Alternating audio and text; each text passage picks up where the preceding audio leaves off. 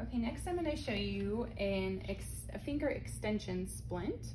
And so this splint should hopefully have a label on it. So we have R for right, finger extension splint. And it should be labeled so that you know where to place the fingers and the thumb back here. And so you will put the hand through this opening and the fingers go on top and the thumb is then underneath, secured in this piece of the splint material.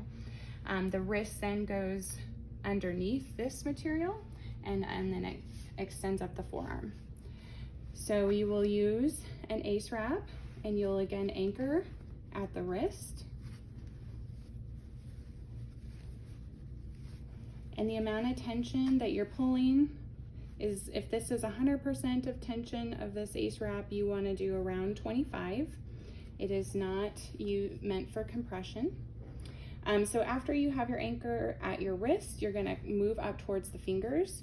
I am going to go in between the thumb piece and the finger piece, and then I'm going to secure the fingers down.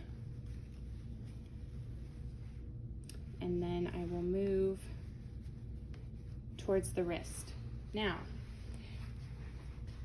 this thumb area has a tendency to get pressure very easily, and so if you see the ace wrap covering the thumb and putting pressure into the splint, you want to remove the ace wrap to free the thumb.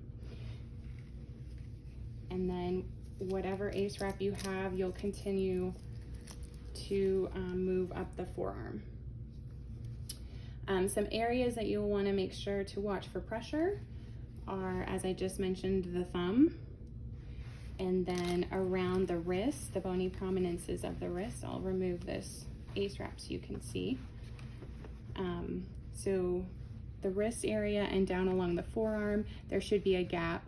Now this splint is a little bit big for our patient here, so you can see that there's a large gap over here, but typically it wouldn't be quite that large. And then you'll also want to check back here that there's a bit of a gap.